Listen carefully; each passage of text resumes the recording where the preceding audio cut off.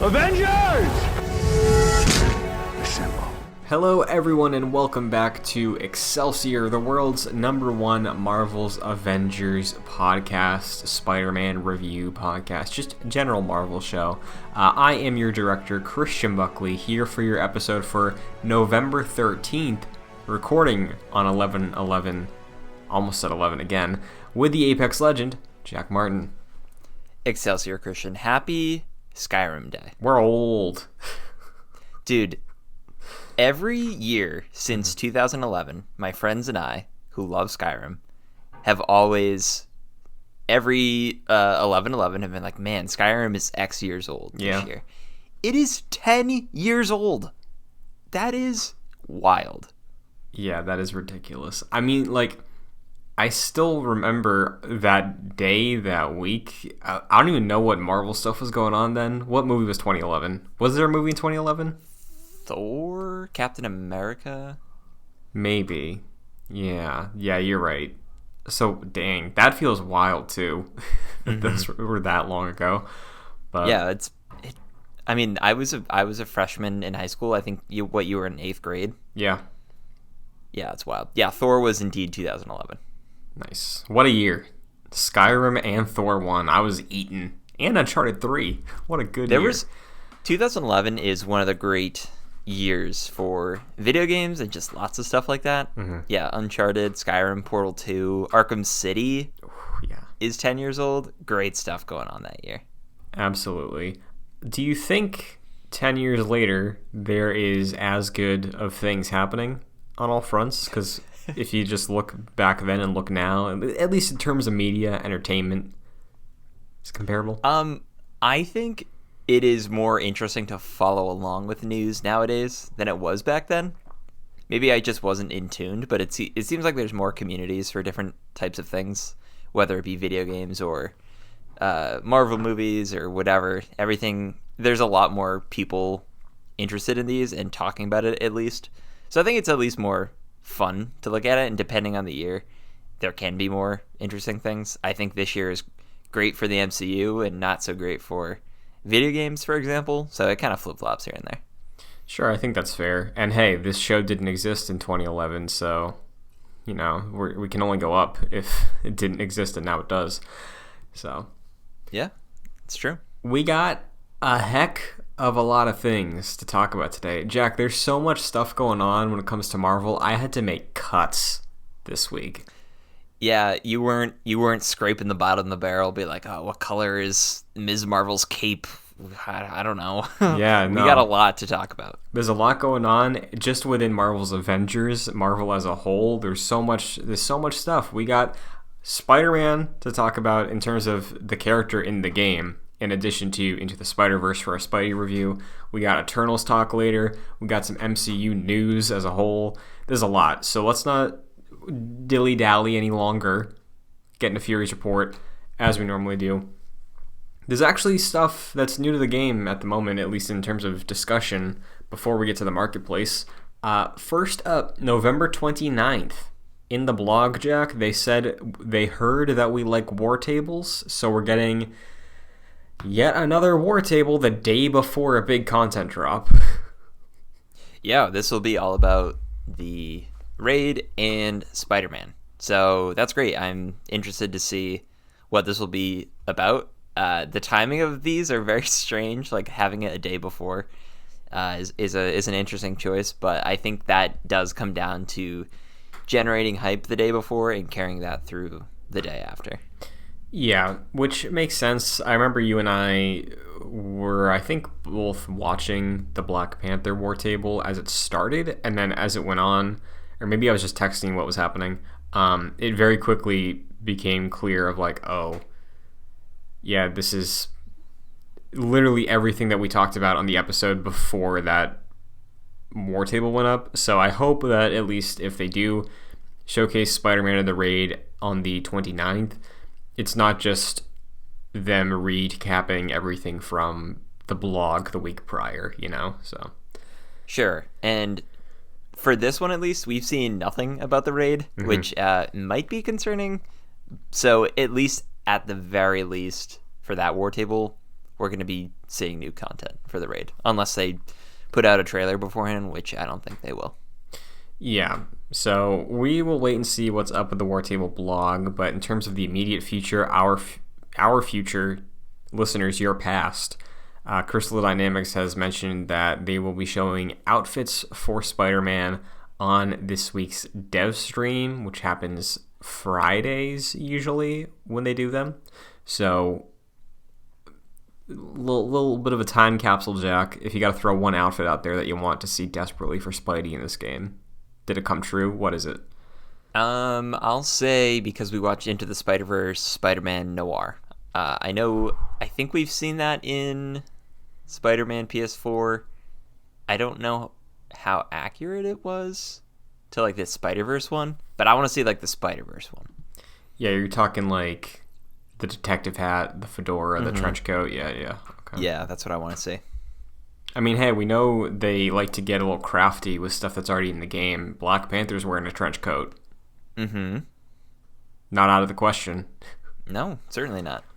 I will say I hope that red, black, and gold suit from No Way Home is in here, because I do like that hybrid of like the Iron Spider and Far From Home suit that we've seen on some merch stuff. I just like a big gold spider, you know? It's a good look, and I'd like to see it in the game. Yeah, totally. And I feel like with No Way Home coming up, we will definitely be getting MCU-inspired outfits from that movie. Oh, for sure, yeah. So we will see if our dreams come true, if they're crushed. I did see one say that there is not going to be a maskless suit, but there will be a suitless mask for Spidey as an outfit. Is that shirtless Spider-Man? Interesting. So, like, we're going to be getting, like, Spider-Man in underwear situation? Like Spider-Man PS4? It could be that. It could just be an homage to Greg Miller, the most famous fan of the game. Yeah. I mean, we had, like, a reference to shirtless Spider-Man in Spider-Man PS4, but there was no, like, playable costume. There was, like, the underwear one, but it wasn't shirtless Spider-Man. If we could have playable shirtless Spider-Man, I think that would be very appropriate. I agree. So we will wait and see what comes from the outfits this week. But in the meantime, from now, November 11th, until November 14th, but probably expiring sometime on the 15th, there's going to be a double XP weekend. So if you got nothing to do this weekend, why not Avengers? You know, I know it's tempting to maybe dive into Skyrim for the 10th anniversary, but double XP, raid's coming up, could be helpful. True. Jack, what's going on in the marketplace this week? Really not that much. I'm pretty sure they're just continuing what they're doing from last week. Yep. So, not too much. That's it. The hologram Iron Man and Maestro are the featured items this week. Like they promised. Fragment extractors are gone. But yeah, the Under Armour line continues this week. Yeah, so really not much, anything to highlight really this week. Yeah. So before we get to updates, still sort of a Fury's Report item, also an update, kind of a rumor, grain of salt. I did not do as much research as I should have for this, but I did see some Twitter accounts saying that for playtesting of the raid, it takes about 90 minutes with a good team. And I also saw somebody talk about just having like a real rough, brutal time, I think, on the hardcore run of the raid, and they said that one was about 3 hours. Wow. So I feel like an hour and a half is like an appropriate amount of time for something like this. Yeah, I am just hoping it's not brutally difficult like the Super Adaptoid fight is, which is absurd. Yeah, I know, like, some Destiny raids can be, like, 7 hours long when they first drop. So, for the scale and scope of Avengers, I think 90 minutes is solid.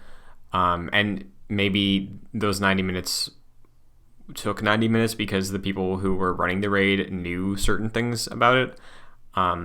because there is that process of solving puzzles. So I could see it take longer than that if we're going in with no information, True. So a thing to take in mind in the coming weeks. But updates. Crystal has updated us on what it means for something to be a hero event as opposed to an operation. I know we were wondering individually as a community, what is a hero event? Why is it called a hero event? An event so far has meant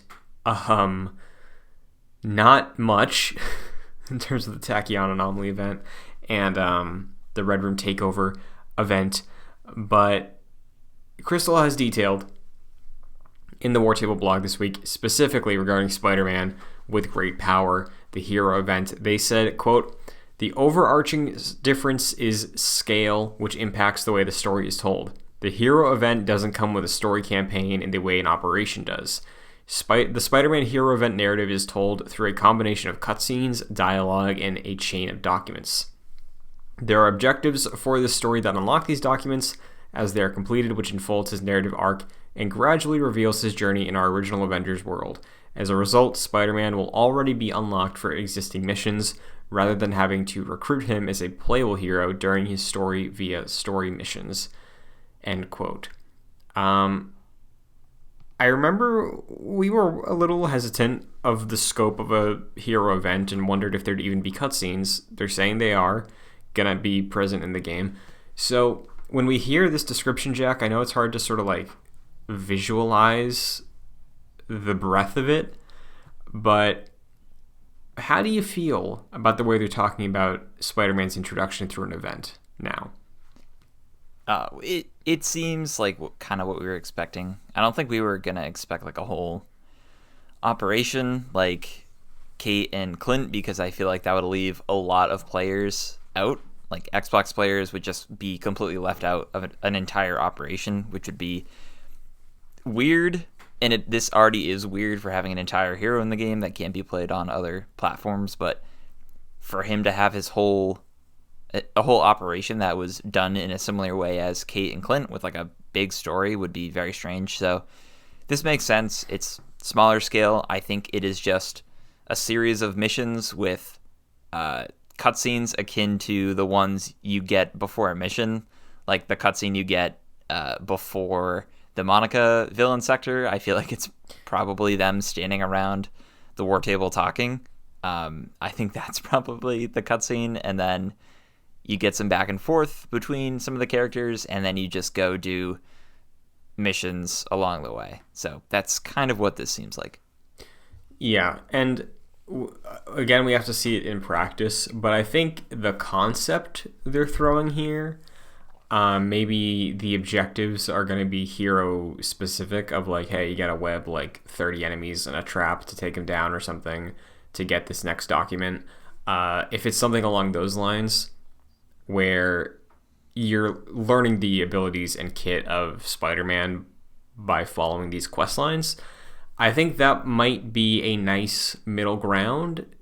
And if this is successful, I wonder if I'd want to see more hero events moving forward with an occasional operation. Honestly, don't even do operations anymore. Just do like a big expansion and then pepper in these hero events so they don't have to orchestrate this massive campaign, and they can maybe use that time and energy and those resources that you did put into Taking Aim and Future Imperfect to just make like another hero, Like if this is good enough, which is weird that it's like tied to Spider-Man, the biggest Marvel character, but moving forward, if like the Winter Soldier or She-Hulk or even, I don't know, War Machine could be introduced in a hero event with like a cutscene or two, I think that'd be kind of welcome in my eyes, just to get the roster growing at a better pace, and then save someone like a Doctor Strange or a Wanda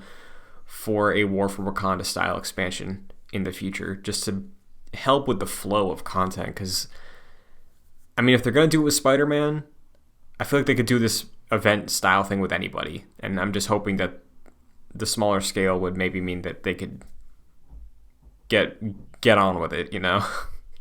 No, that's a good call. I think like they could do these types of events for like smaller characters.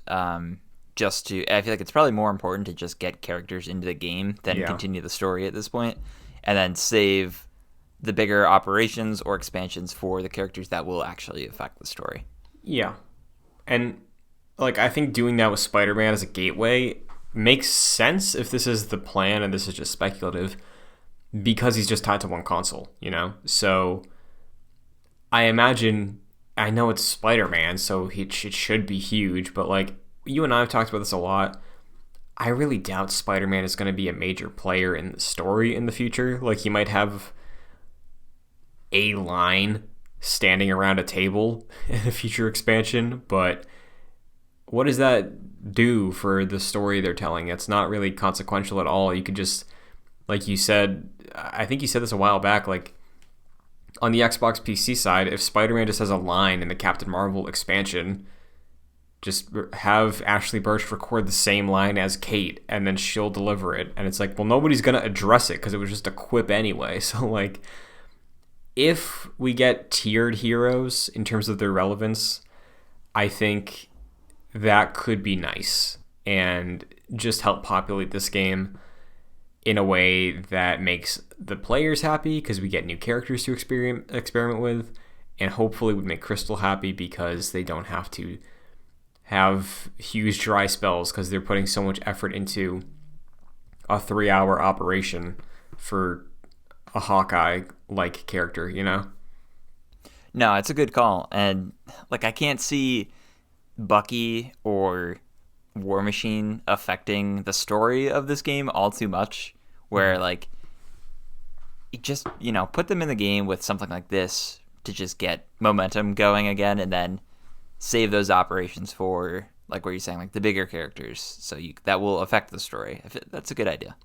Yeah, and even at that point, I think I'd be cool if they just, depending on how many hero events they could pump out a year, if they just want to not like cancel operations and just do major expansions once a year, I think that would be real cool, and I'd be down for it. And I just want this game to be successful, and any chance for an opening, take that shot, you know?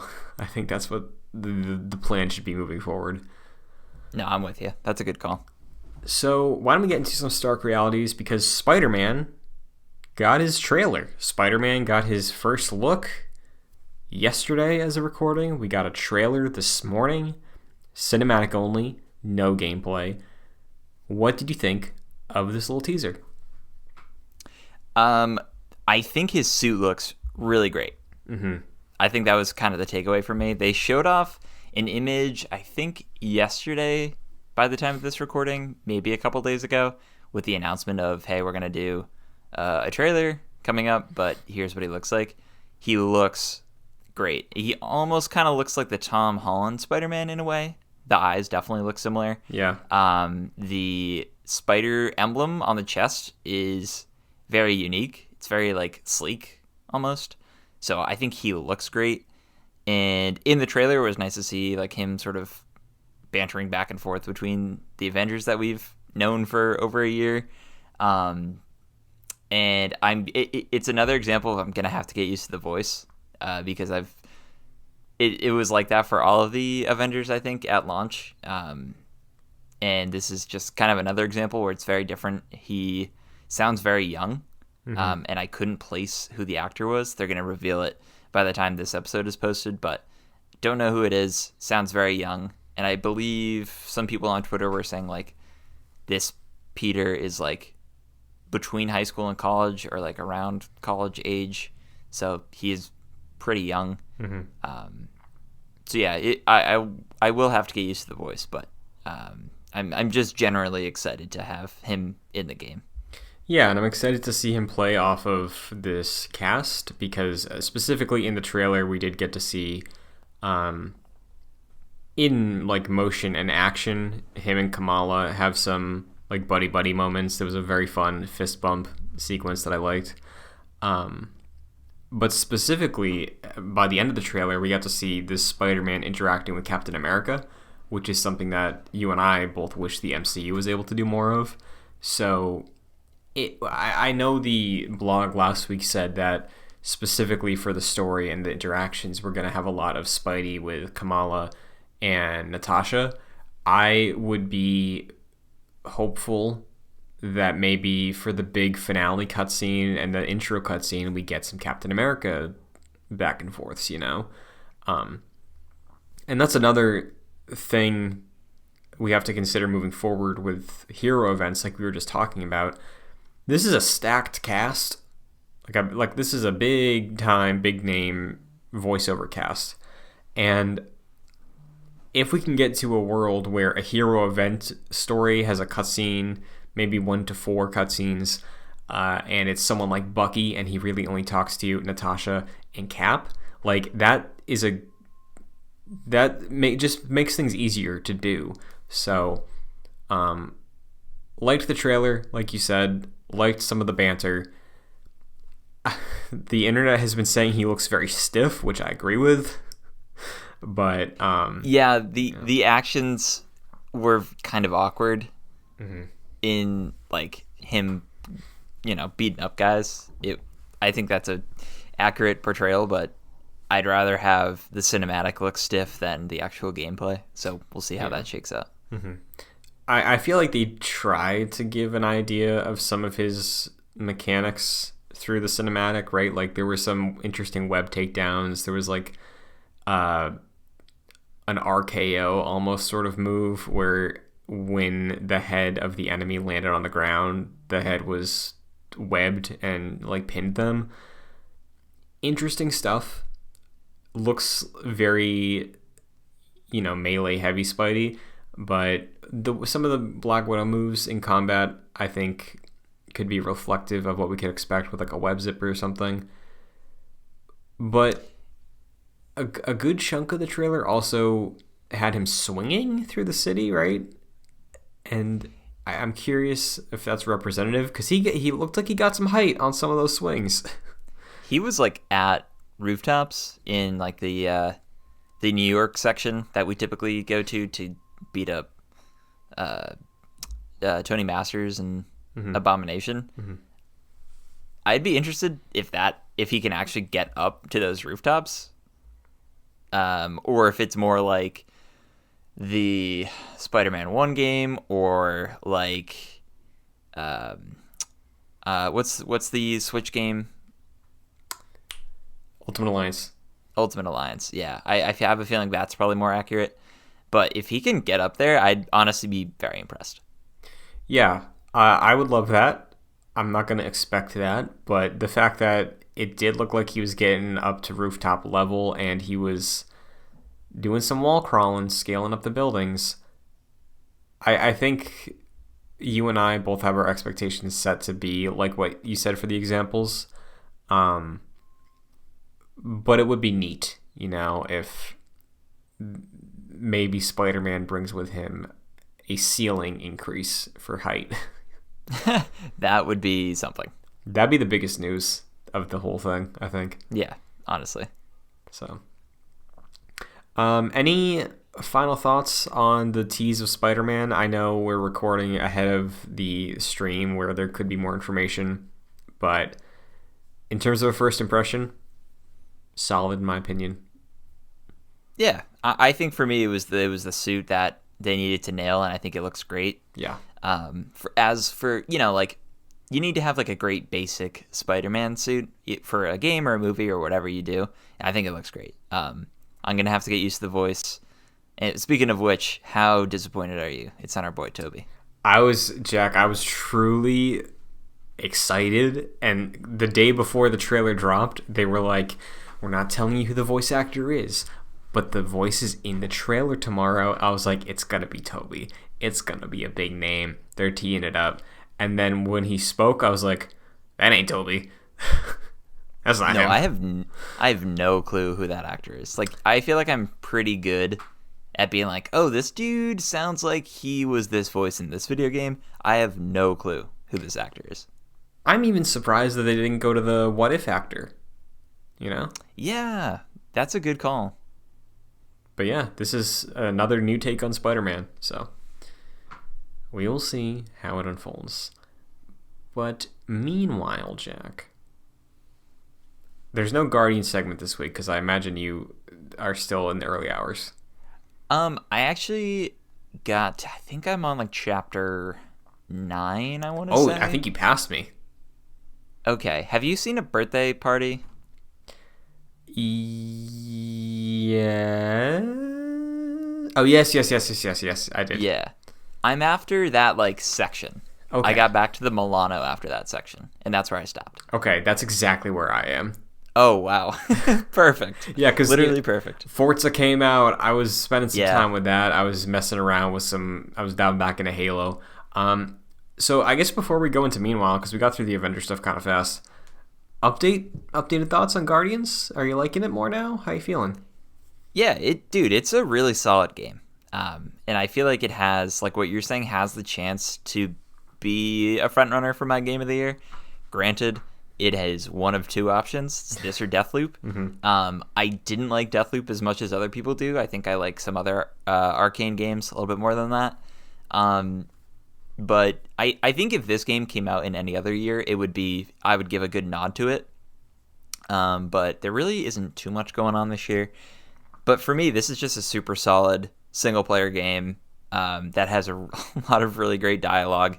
I love all the characters in this. Me too. And like they really nailed the Guardians. Like they're similar to the ones that you know, but they're unique in their own ways to make them fresh.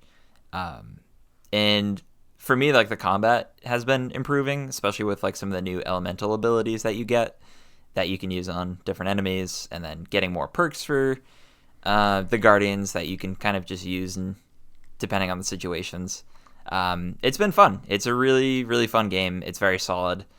And I'm glad over the past few weeks that the internet has kind of unanimously been like, wow, this is a really solid, great game. Mm-hmm. I am very impressed with the story. I was really on board with the characters from our first impressions discussion, but as the game has progressed, I'm surprised at how emotional the story is. Maybe I shouldn't be, considering the other Guardians media that I've consumed over the last decade. They always have like a really heartfelt center to it, but yeah, love the takes on the characters. I truly think I love Dave Bautista, but I really kind of prefer this take on Drax, I think. Yeah. Like Dave Bautista's great, and he's a great actor too, but I just feel like he's fallen into the comedic relief where I had a scene with Drax in this game that got me like a little misty, dude. I don't know if you encountered it, but was it on Nowhere? It was, yeah. Yeah. That's one of those like you miss it and you'll never see it, but I think that's probably the standout moment for me so far. Yeah, dude. There's some really, really impressive stuff they do with the story and character moments. I really love how they reward you based off collectibles you pick up and bring back to the Milano that can prompt a conversation with one of your crew members. Like, yeah, I got a harness, I think, in one of the areas, and it ended up in Rocket's room. So I walked in and I was like, oh, what's this harness? And then Rocket came in, and then he talked about his history on Half-World and how he was experimented on and how he had someone he was in love with. And I was like, damn, they're getting into like some deep character stuff for each crew member. And I love that, because that's what I love about Mass Effect and what I liked about KOTOR when I talked to the crew, right? It just tying it to collectibles that rewards exploration here, and I really, really enjoy that a lot. And in terms of standout moments, there's one thing that kind of happened naturally because of the way the game works. At the end of the Lady Hellbender arc of the game, there's a boss fight against a big squid. And the game, as you progress, you can get the huddle up, limit break essentially, which prompts a random song to play throughout the duration of the remainder of the fight. And I was going through that fight. It took a bit of time because it is a surprisingly layered fight in terms of the way you take down the boss. So for a good like 2 minutes, I was just listening to Take On Me with the entire crew bantering back and forth, taking out this thing. And I just love that the game can throw moments like that at you. No, yeah, that's awesome. And for some of the songs I found, they will have like a conversation that features some of the words in the song that they're about to play, which I thought was really cool. I'm trying to think of an example, but they were saying something, and then the next song that came up was like the Star-Lord band, and it was like kind of what they were talking about in that conversation. So I thought it was really cool where they sort of paired that conversation with the song. Yeah, I feel like this is a really good stripped down, focused version of like a Mass Effect, or like one of the like a longer RPG experiences that you can just kind of play in fewer sittings, which I think is excellent. And yeah, so overall, it's just been a really fun time. Like every time I plop down and play it, I enjoy myself, and it's a great game. Something I laughed really hard at.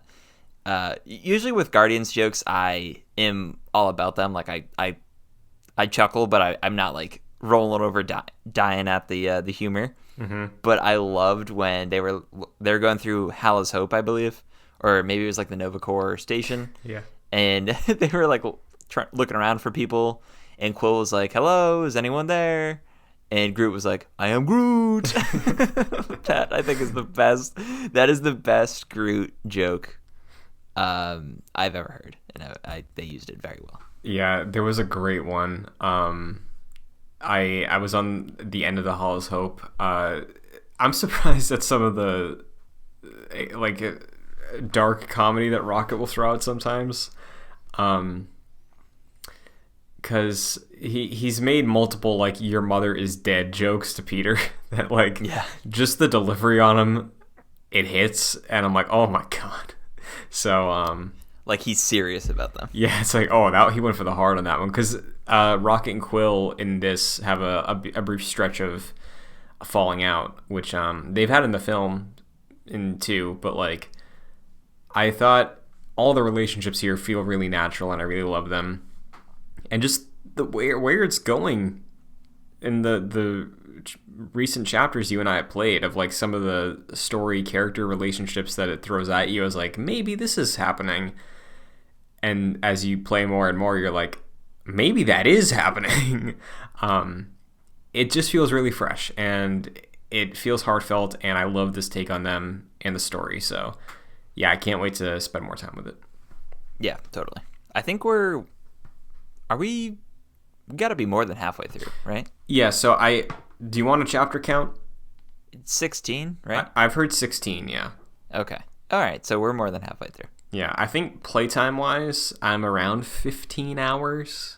Because I don't know if this counts for my playtime, but I did go back to Nowhere. I did chapter select because I missed Star-Lord's MCU outfit on Nowhere. Oh, yeah. So I went back for that in chapter 6, I think, but I got that. I think I have all the MCU outfits except for Gamora's. I don't think I got that. Gamora's I have. It was like probably chapter 4-ish territory. I've missed so many for Gamora. I think I have like 1 or 2, but I have pretty much every other Guardians MCU outfit, and so far I've been using the default outfits except for Star-Lord, who I went with the MCU skin. Nice. Yeah, I'm still rocking the Social Lord, which is like one of the more like iconic comic looks. It's like the blue and gold Star-Lord. I like it a lot. Nice. But yeah, Gamora is the only one I really haven't changed, because I have also found myself not getting many for her. Everybody else, though, is wearing an alt. CM Punk, are you familiar with CM Punk? I'm sure you are. Oh, yeah. He wrote a Drax comic a while back. Really? And his run, I don't know who his artist was off the top of my head, but that run had like Drax get his own unique look, and he had basically like MMA shorts on and like wrist wraps.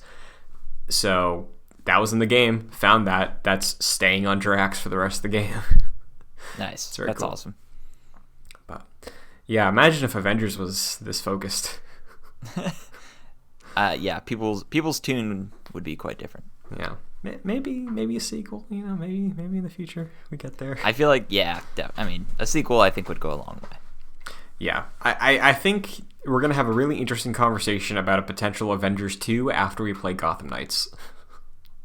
Ooh, that's a good call. Yeah. But, yeah, why don't we move on to meanwhile, there's again, lots of things going on with Marvel as a whole.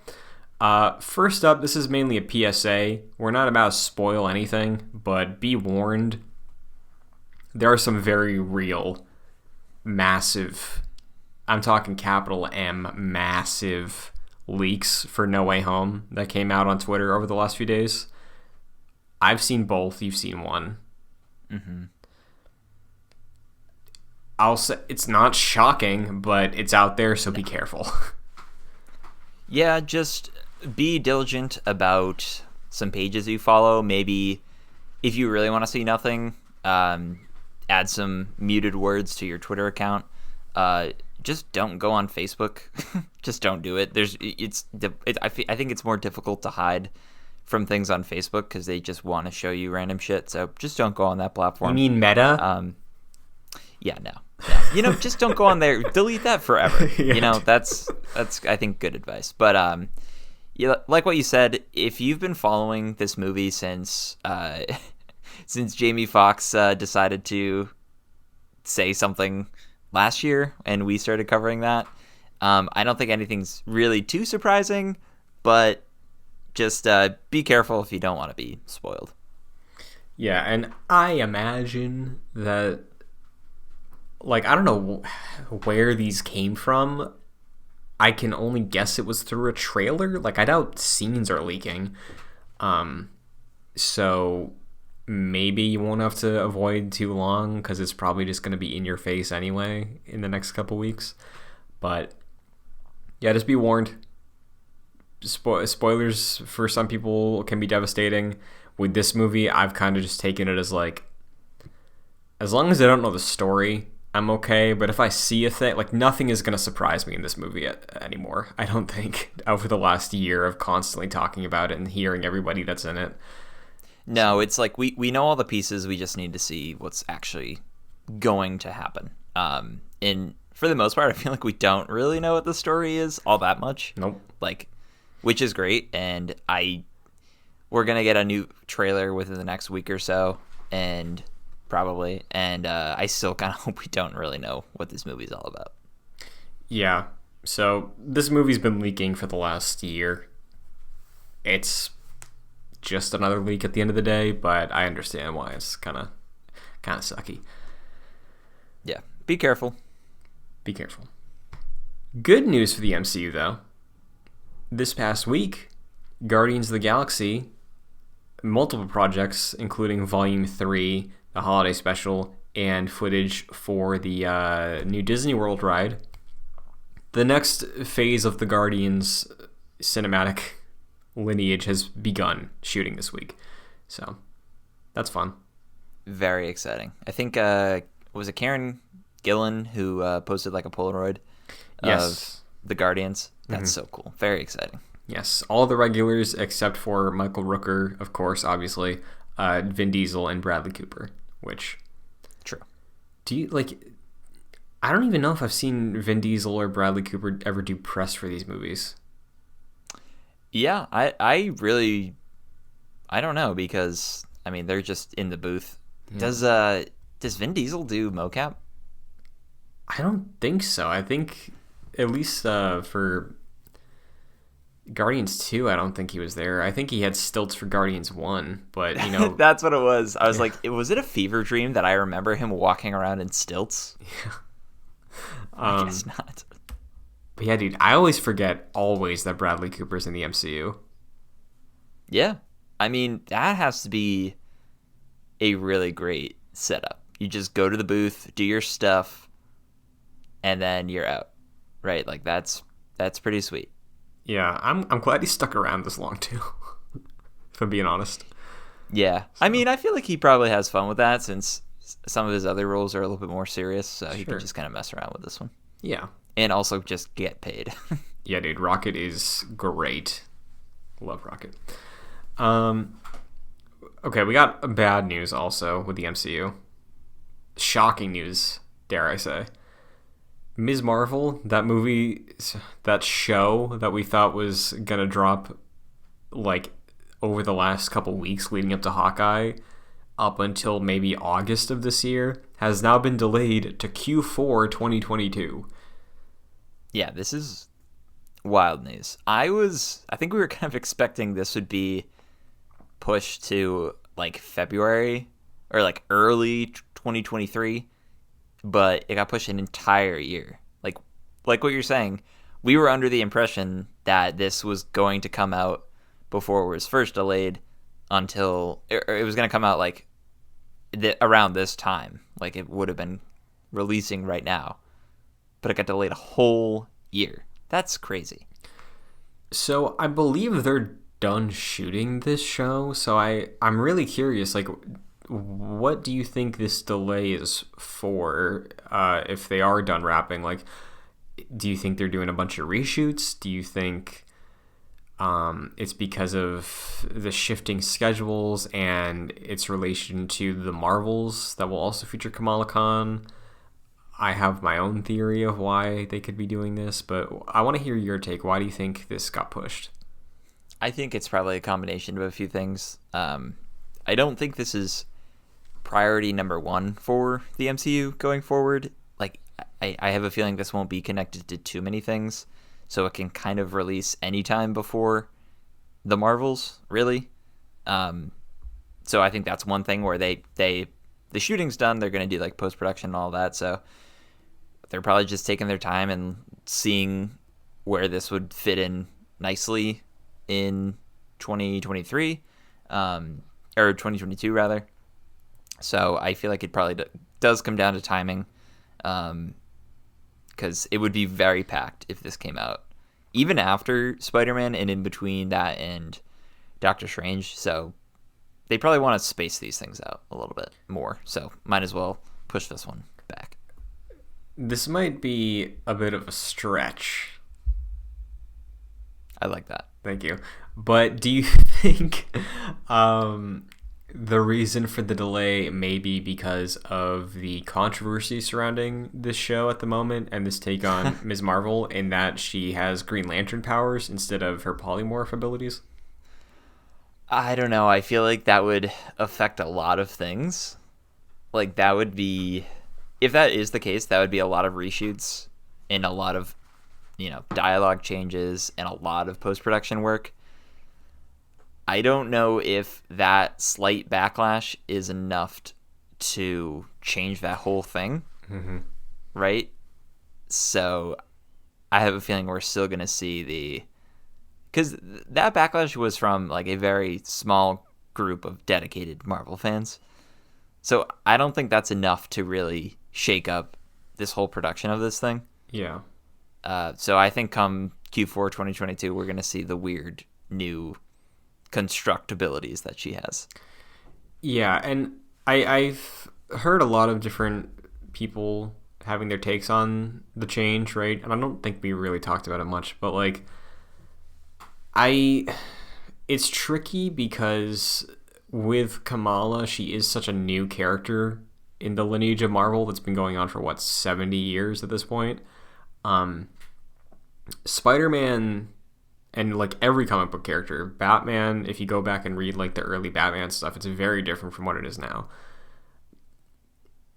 Comic book characters get their stuff reworked a lot as time goes on, and then eventually things get, pretty locked in. It's a different era than it was back then in terms of creating a character, so maybe like there's more of an expectation that new characters are locked in with their history, their origin, their powers. But like the way that characters like Spider-Man and characters like Green Lantern on the DC side evolve in time, I think it makes reasonable sense that within the first decade or two of Ms. Marvel being a prominent Marvel character, that they could experiment with a different kind of take on her, you know? And I understand why the hardcore fans would be disappointed with that, because Kamala Khan means so much to a lot of people who are fans of Marvel. So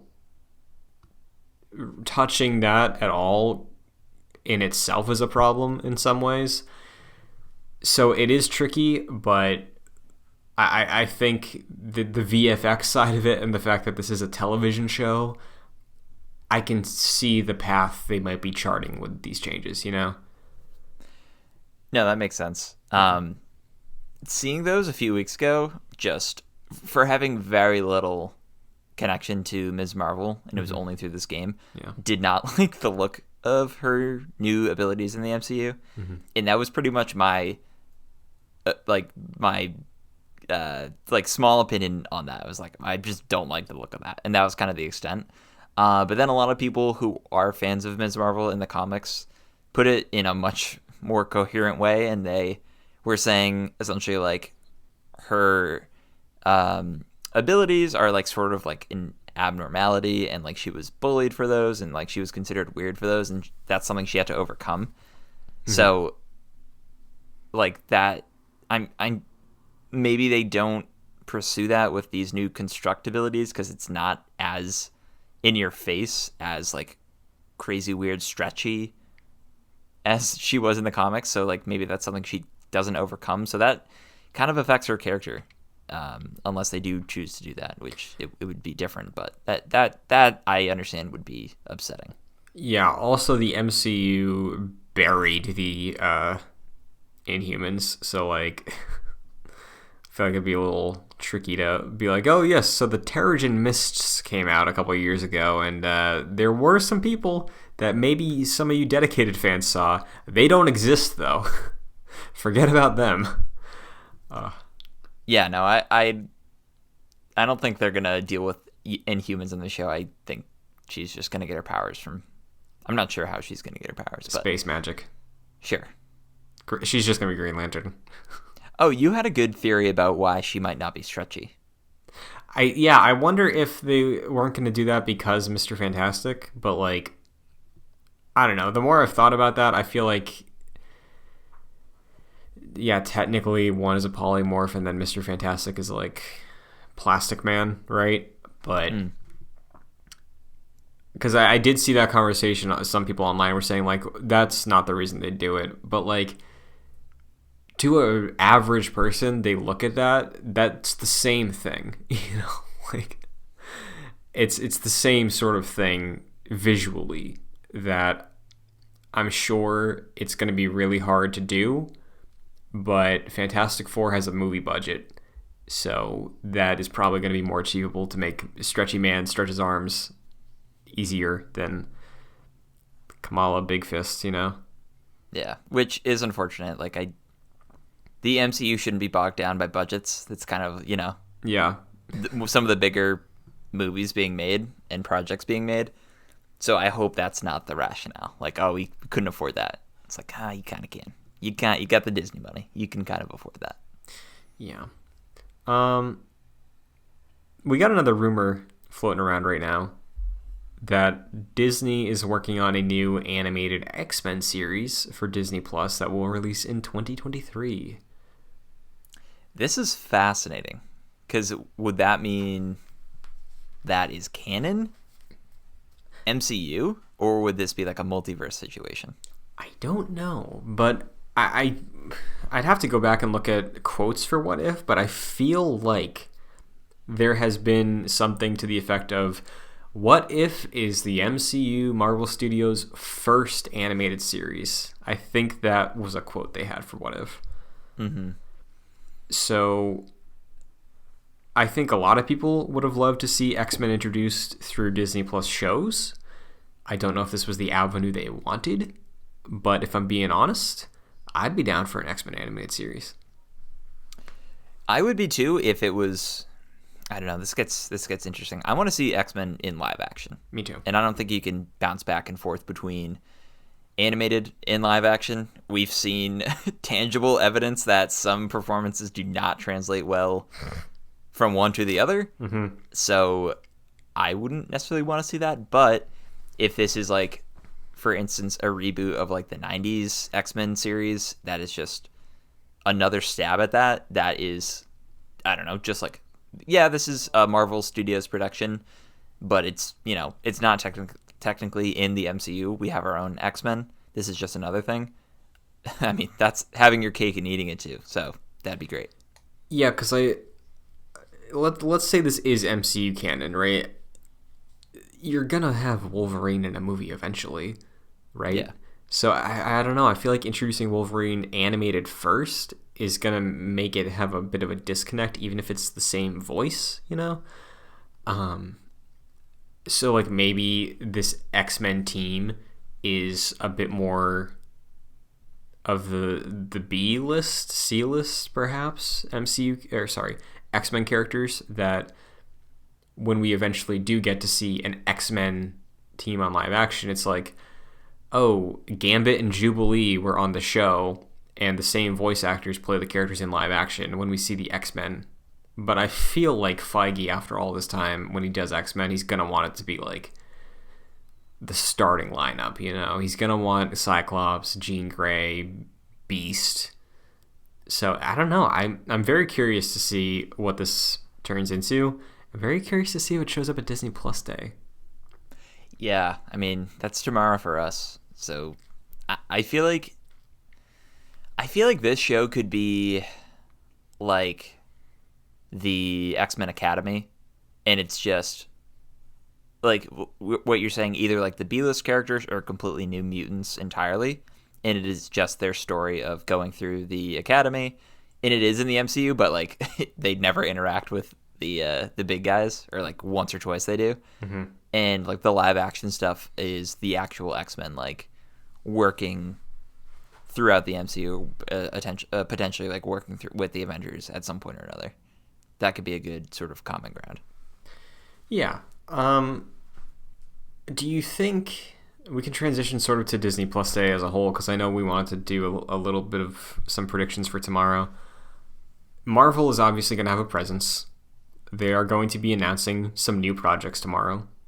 Going into Disney Plus Day, what are you expecting out of Marvel? Like, give me 3 things you're expecting and 1 thing you're hoping for. Well, I guess broadly, I think we'll see a sizzle for everything next year. So I think like every project next year, I think we'll get like at least 2 to 5 seconds of like similar to what they did, I think, in the summer. Yeah. So of what you were saying, like 3 things that I think we'll get and 1 thing that I'm hoping for. I think we'll get a good look at Doctor Strange. I think we'll get a good look at Thor. And I think, what's another big one that's coming out next year? 2022, we got Thor, Doctor Strange, we got something in the fall, right? Yeah, whatever like the big one is, I think we'll get 3 good looks at those, and then I think we'll see like the tiniest snippet of Blade. Or I think that's what I'm hoping for. Okay. We'll talk a little bit more about Blade later, but sure. I think it's time to see him in the suit, maybe.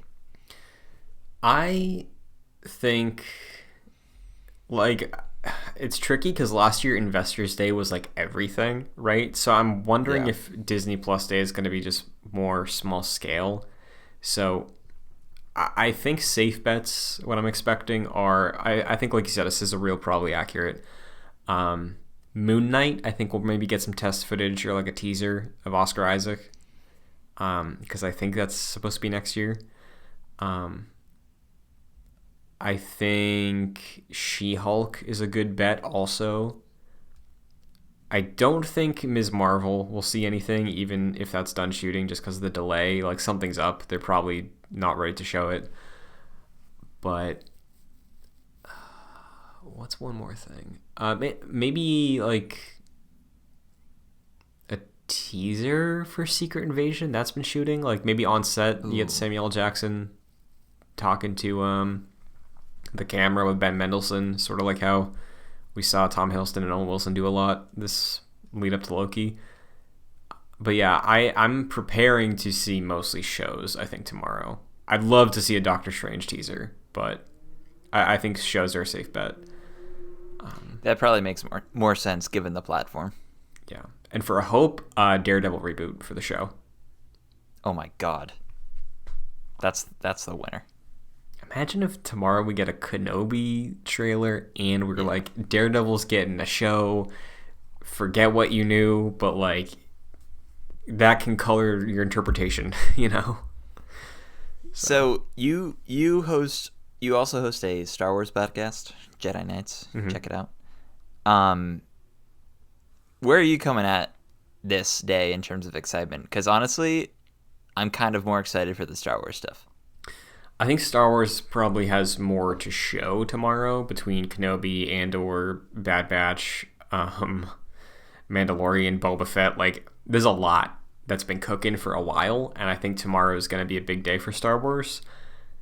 Marvel, I don't know what to expect because I don't know how long a lot of their upcoming shows have been going and like shooting for, but I'm excited to see them, you know?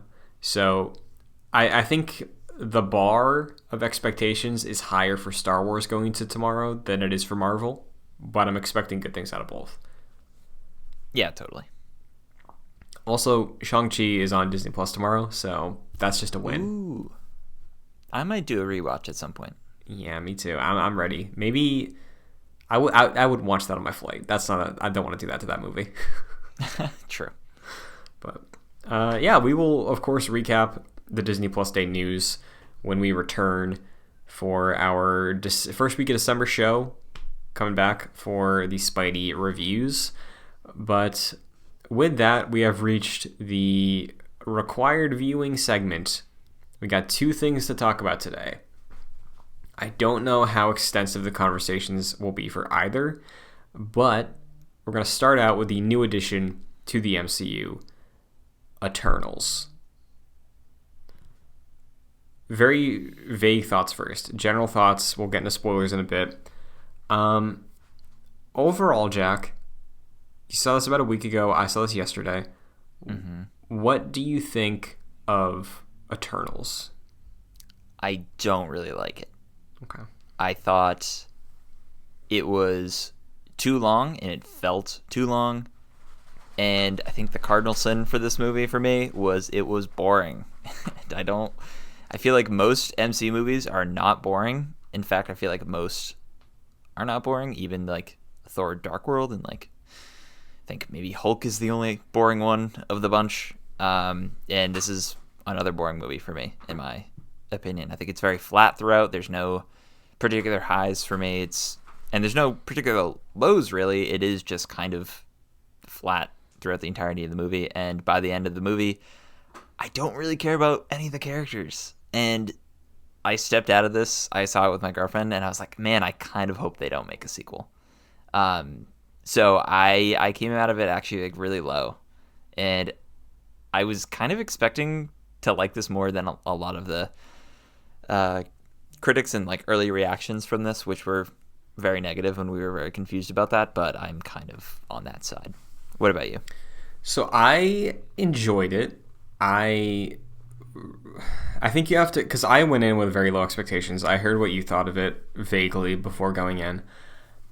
I think this movie works for me the way that I think Guardians 2 works for me, where I'm just, more than anything, invested in the relationships between these characters and how that unfolds over the course of the movie.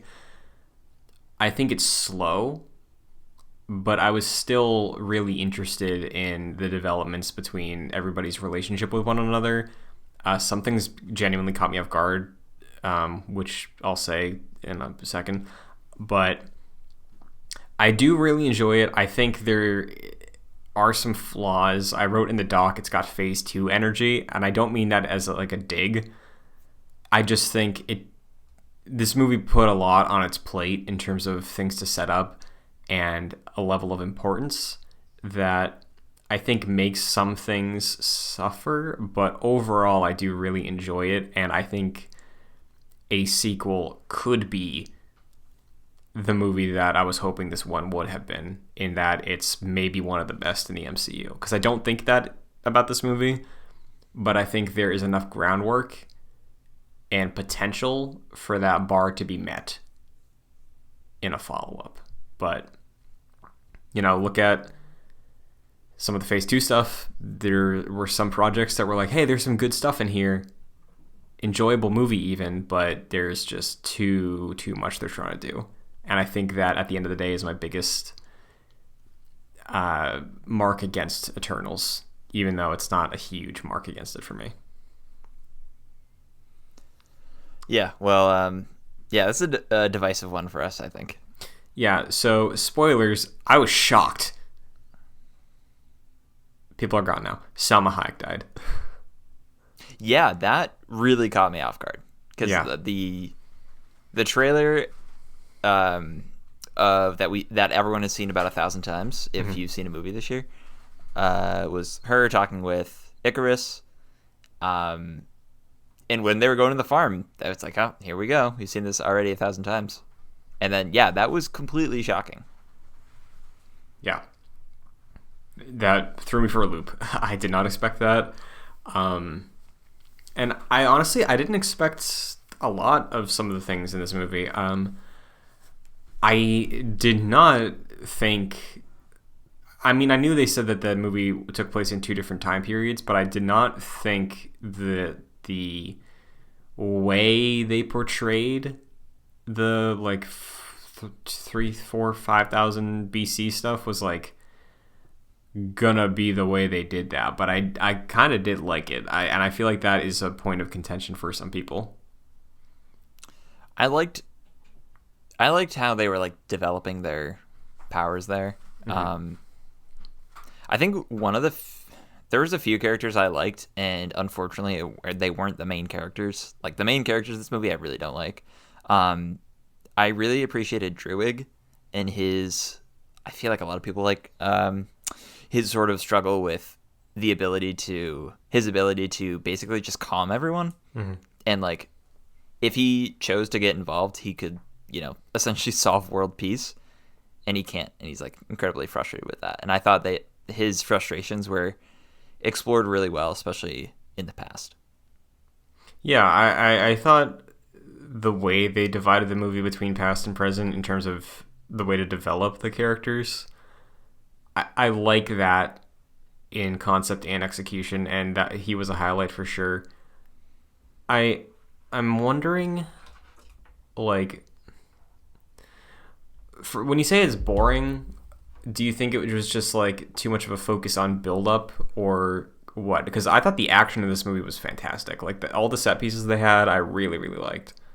I think for me, the reason it's boring is they have one goal throughout the entirety of the movie, and it's getting the team back together, and it takes 2.5 hours to do that. Yeah, that's fair. And for me, at least, we don't get to the more interesting characters until the tail end of the movie, with Druig, who comes in fairly late, and we see Makari in the start of the third act, and I think she could have been very interesting, and we didn't get her barely at all, unless we had flashbacks or whatever. Mm-hmm. And she wasn't there till the end of the movie, which is very disappointing. What do you think about Kit Harington? Yeah, that's one thing that surprised me. He was in 2 scenes. Yeah. He was in the beginning of the movie and the end of the movie. Yeah, which is funny. Cool seeds, right? I think there's interesting stuff to follow up with him in the future, but yeah, that was another surprise for me. I was my big takeaways in terms of shock, because we all got that post-credit scene spoiled. The shock was Salma Hayek dying early too, and Kit Harington being in 5 minutes of this movie. Yeah, so. I think honestly a really big thing in terms of plot and implications of this movie that I really don't like is or are the Celestials essentially being gods and like creators of the universe? Because I'm like, man, okay, so I guess all the religions are just like factually wrong now. You could just like point that out to people, and that would just completely ruin that. I don't like the answers to those types of things. That to me, that's like a very much like a metachlorian type of situation. Okay. Like we didn't really need that explanation. They could have been something else rather than straight up gods. I just didn't like that implication. So, do you think you would have preferred more, maybe like a Thor approach where Loki's like, oh, they think we're gods? Is that what you were hoping out of these Celestials, do you think? Sure, I just don't think they're all that interesting to begin with, but to have them be like these, like straight up gods of the universe, like they create suns and create life. That's, I don't know. That was a lot. This movie is ambitious in that, where like it is affecting the greater MCU, and that sort of affected my opinion of it. It was like, wow, it was a little too far reaching, I think. Okay. Yeah, I mean, the Celestials stuff I was into, and I loved visually the way they were represented. And overall, I think this might be probably the best looking MCU movie, I think. It may be top 2 or 3, but it's stunning in a lot of places, I think. No, I completely agree. I think that's one of the things for me that I enjoyed. I think it's a delight to look at, for sure. Yeah. So, very excited if Chloe Zhao is going to tackle Star Wars like that rumor suggests. Oh, yeah. That's a great rumor. But I think when it comes to the Celestials and what you're saying about them, I do see what you're saying. I think the Celestials have just been this looming thing in the MCU, though, for so long at this point that I kind of always looked at them that way, as like progenitors and operating on that Watcher level of power. So the fact that we got sort of answers surrounding that, I wasn't necessarily like taken out of, because ever since Guardians 1, when the Collector is doing his whole spiel about the lore dump about the Infinity Stones, it's like, okay, the Infinity Stones are the tools, and the Celestials made the stones. So it was kind of always in the background for me, to the point where when they like just said it vocally, I was like, okay, yeah, makes sense. To me, though, like the way Wong described it in Infinity War, there was like the Big Bang created the universe, and then the Infinity Stones were like born out of that.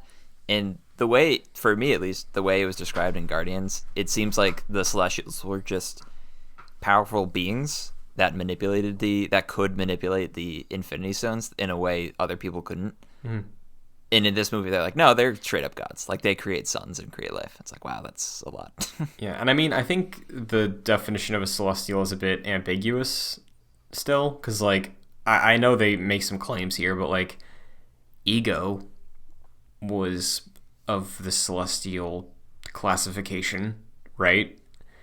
And he in his role in the greater universe was he wanted to be a creator and like spread his being across everything, right? So he had that like sort of ego drive, I guess. But like the way he's represented, the way his power level works, I think is a little different, but like in line with the role that the Eternals introduced the Celestials as, that I'm like, okay, I think we just need to see more. And I think that's my only thing that I didn't love about Eternals, is that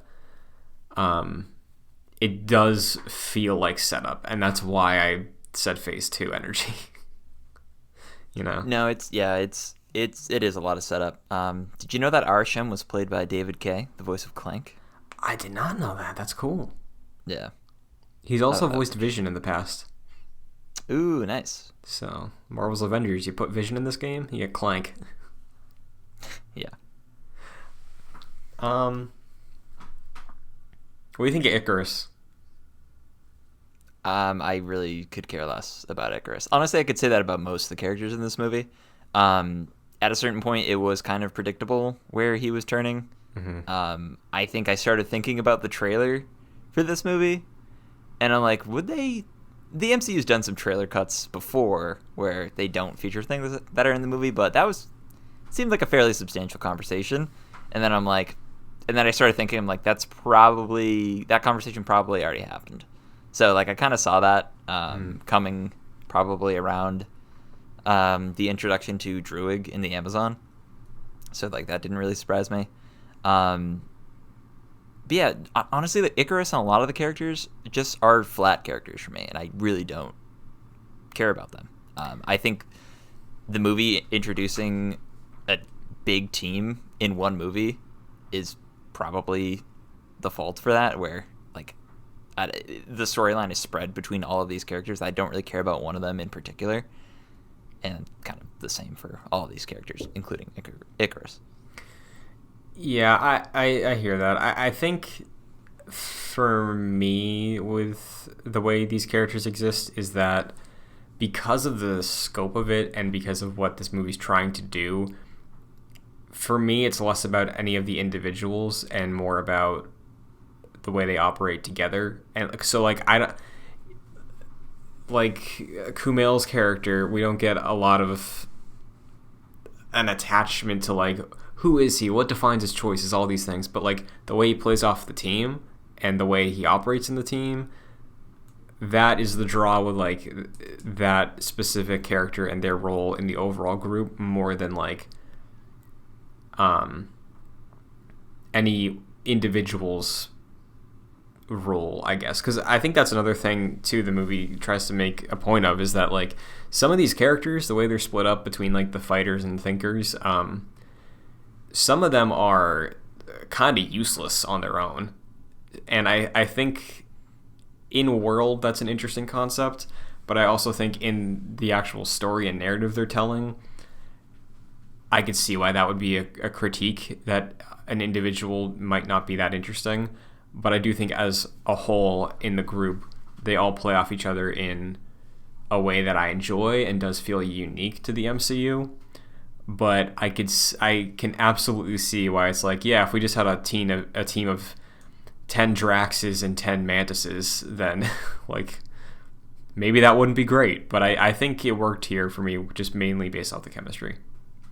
I think a lot of the interactions between the characters, or a lot of the motivations for the characters, are very messy. Particularly one with Sprite and Icarus, which was set up like very quickly in the Amazon scene, and then towards the end of the movie, or the third act movie, she decides to join Icarus because she's in love with him. Like that is there's a very loose thread that is set up, and for the most of the movie, Sprite is kind of just like on board with Cersei and like the rest of the Eternals, and then just she has that tailspin and like tries to kill Cersei, which is like very, very quickly set up, and I did not buy that. Another thing I thought was really strange was, like, I appreciated Kingo's decision to like abstain, but it was very weird to have all of the Eternals featured in the third act, like either agreeing to or just having that happen with the like their unifying powers or whatever, to stop the that, and he was just not there. That was very weird. And then you see when he popped up again, like helping Sprite move, I was like, oh yeah, I forgot about you, completely forgot about you. Did you see the Snyder Cut? Yes, I did. Remind me your overall brief thoughts of the Snyder Cut. I don't know. I don't think I was like as positive as a lot of people were, or as negative as a lot of people were. I thought it was fairly good. Okay. I think I enjoyed the Snyder Cut, but like half that was because of the memes and just because it was cool that actually happened after everything that was building up to it. But like in terms of a movie and developing characters and using its time, I do think I enjoy the way Chloe Zhao built the team up here more than I liked the Snyder Cut. And I only compare because this is the least Marvel-y Marvel movie, and Chloe Zhao vocally has said that like there were inspirations visually from some of the Snyder things with specifically Icarus. But just in addition to that, it's a big team. It's a huge ensemble being introduced all in one movie. So I think it's a kind of a fair comparison to like look towards Snyder Cut and look at this. They're both very long movies also that deal with like gods, and I kind of think this is a better Justice League movie to a degree, where I do like that idea of godly characters being sad about humanity. I don't know what it is, but I do like that. And the way Eternals tackles it, I think, was just overall more entertaining for me than the Snyder Cut. Despite having a pre-existing attachment to like Batman and Superman and Wonder Woman, obviously. But yeah, I think there's a place for that type of tone and this type of movie in the MCU, though. No, I agree. For me at least, I don't think this movie was very effective. In a lot of ways, I think it was messy throughout, particularly with the deviants like being very important throughout most of the movie, and then just completely ignoring them until the end of the movie, where like the head deviant shows up, and I'm like, oh yeah, I forgot about you, and so did the rest of the Eternals, and then Athena had to deal with it, and that was pretty much the extent of that. Like that, they were like, oh yeah, we have bigger fish to fry at this point. It's like, okay, then why even deal with that?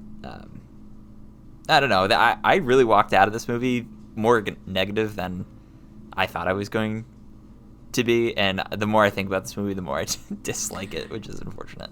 I do think before I give a definitive stance on this, I have to see it again, just because it is very dense, for better or worse, and I feel like, again, I'm like less than 24 hours, or just about, from having seen it, so like, I think there's a lot of really great stuff in here, and I'm just trying to like place my thoughts on it. Like, I'm not going to say this is the same way I feel about this, but I love The Last Jedi, which is also a divisive movie.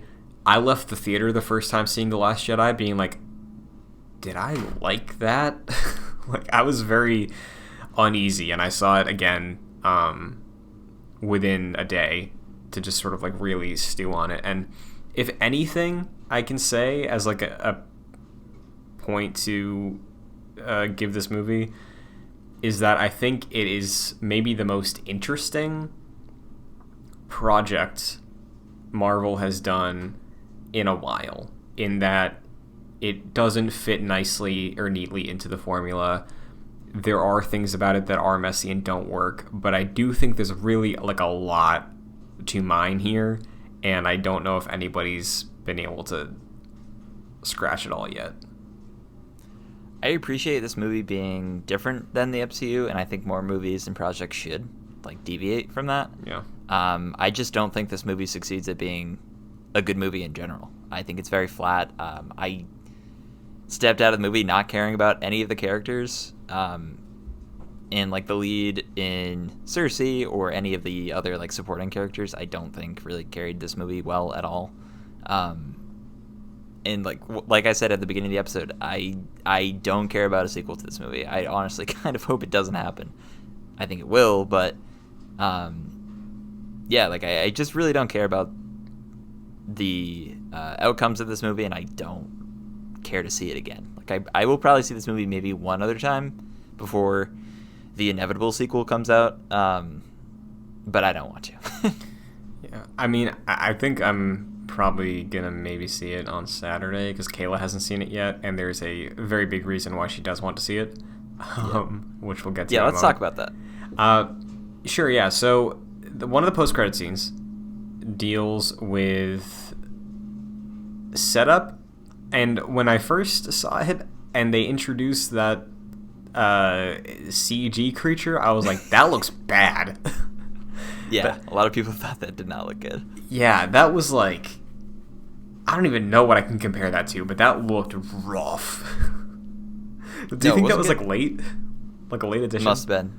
That was Patton Oswalt. Yeah, which also threw me off. I was like, wait, what? So, my girlfriend was basically, she came and saw it with me, and she was basically in this movie for one reason alone. It was the same as Kayla was. That was Harry Styles being in this movie. And I looked at her at the end of the movie after we had seen that, and I said, wouldn't it have been hilarious if Harry Styles played that little fucking troll guy? And, like, everyone who cares about Harry Styles is there to see Harry Styles because, obviously, and he's playing this little troll dude. I thought that would have been hilarious. Yeah, so this is the thing that leaked. This is the thing from about a week or two back where everyone was like, Harry Styles is in Eternals. And this is the thing we talked about on the podcast where I said a while back, Kayla told me, like, there's a rumor. This was like 2019. There's a rumor Harry Styles is in Eternals. I was like, that's weird, but I'm into that. Don't know if it's going to happen. Lo and behold, here we are. Playing the brother of Thanos, too, which seems like a massive role, right? Yeah. I mean, I wonder how they tackle that. Yeah, because, like, obviously, by the end of Eternals, Thanos is looming still in terms of just everything he did and his role in the universe as we move more and more into this next saga. And the Eternals as a group leaves off in sequel baity territory. So I'm wondering if Eros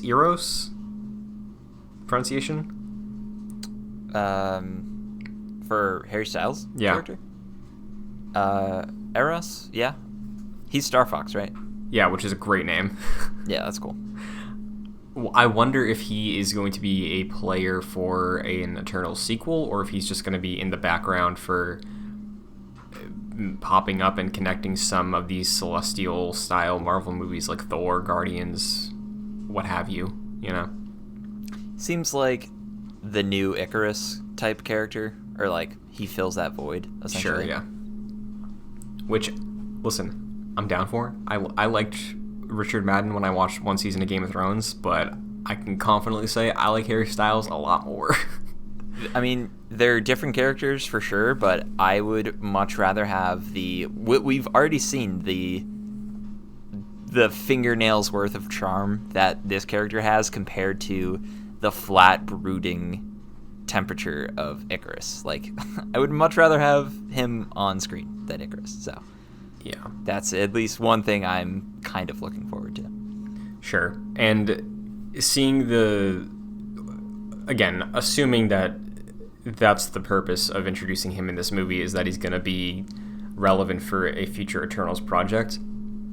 Seeing how he would fit into this dynamic, I think, would also help to flesh out the group a little more, because seeing him as maybe an audience insert, as like a, hey, he's the one who's having to get used to everything, could be fun to just like see how the Eternals are operating after we spent nearly 3 hours with them. But I also think there's a chance that he could be in that sort of like Nick Fury popping up here and there sort of thing. Like, if he shows up in Thor, I wouldn't be surprised. Thor's probably going to be dealing with some stuff that is Thanos adjacent, right? Like, I don't know. Yeah, I could see him. I can honestly see him. He seems like a fun, lighthearted character. I could see him pop up around like Guardians, or stick closer to like the cosmic realm of things. Like, I don't know if he's going to be teaming up with Spider-Man anytime soon, or anyone like on the ground. You know what I mean? Mm-hmm. So yeah, if he could be like one of those cosmic leaders, I think that's probably where we're going to see him. Yeah, and another thing regarding him, I said this last week, I think, when we talked about the leaks. I read a comic. I was familiar with this character because of one individual comic that I read, and it was Donny Cates' run of Guardians of the Galaxy that started a couple years ago, where in issue 1, Thanos is dead, and there's a funeral procession, like last will, whatever, of Thanos that everybody in the Marvel Universe who's relevant was invited to. Some people show up to.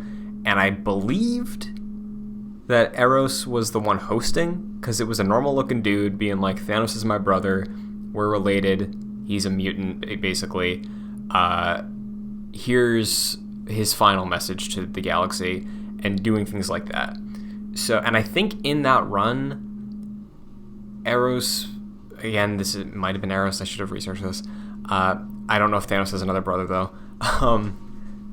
I think he was planting seeds to sort of like revive Thanos in that comic run, and I've seen that conversation been brought up lately, but I don't know if that's the direction they'll take with Harry Styles. No, I don't think that's happening. No, I don't think so either. But he was cool in the comic I read. Yeah, I'm interested how they tackle that and see where he deviated from Thanos. Yeah.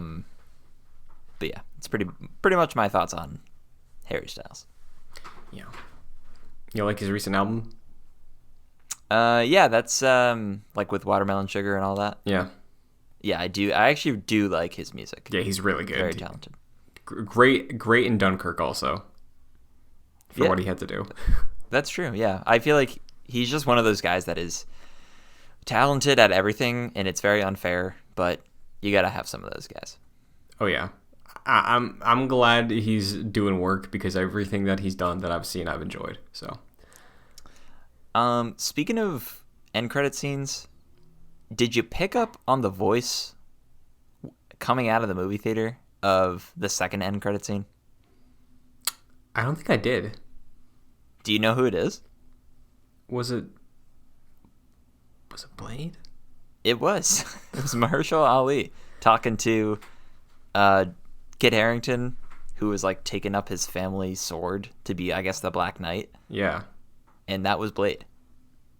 That's cool. Why they didn't show him, I don't know. COVID. Probably. Yeah. He definitely recorded that in his home. Yes. Like, that's just weird. But yeah, that was Blade. That's cool, because I did see a lot of images of Mahershala Ali posted on like IGN's Snapchat of like, this is the thing Eternals sets up, and I was like, was it? I don't think Kit Harington is like tied to vampires and everything that I was aware of, but yeah, that's cool, and I hope we see Blade soon, because that was like the coolest announcement from that day a couple years ago. That was awesome, and what perfect casting that maybe Christian Buckley also might have chosen on our old segment, Cast Me Baby One More Time. That's true, but Eddie Murphy was chosen as our Blade. Mm-hmm. So maybe somewhere in the multiverse, that was Eddie Murphy coming out and talking to Jon Snow. Yeah. Well, that's a cool setup, right? Yeah. I'm not the biggest like Midnight Suns-y vampire ghouls and all that kind of side of Marvel. I don't really like that. But I trust the MCU. So I'm interested to see where they take that character. Yeah, I'm hoping it's sooner than later, but yeah, overall, pretty cool post-credit scenes, and just sort of really evident of what Eternals' role was, in that it is things that will be important down the line, including a general conversation that I've seen happening over the last week about Galactus. Like, not a shocker, because we've all sort of been like, oh, how do you one-up Thanos? Galactus, the guy that eats the Earth, right? Like, we all kind of expected him to be the next 10-year bad guy, right? And I think people are just like doing the research, seeing how they represent the Celestials. I did see a theory that to make Galactus palatable, I guess, for an audience, he'd be feeding on Celestials instead of planets, which I think could be an interesting concept. Because, like, how do you... I mean, I feel like he could just have a big man taking a bite out of the earth like it's a cupcake. I don't know. Sure. But, you know, like, eating gods is metal, you know? Yeah, like Iron Giant eating junk in a junkyard. So, yeah, this is a big time setup movie. Do you want to tell me where you're ranking it? Yes. So on my list there are 29 entries, including Eternals, if I'm correct. This is number 27 for me. Thor: The Dark World is 28, and Hulk is 29. Didn't enjoy this movie really all that much. I think I gave it a 2.5 out of 5.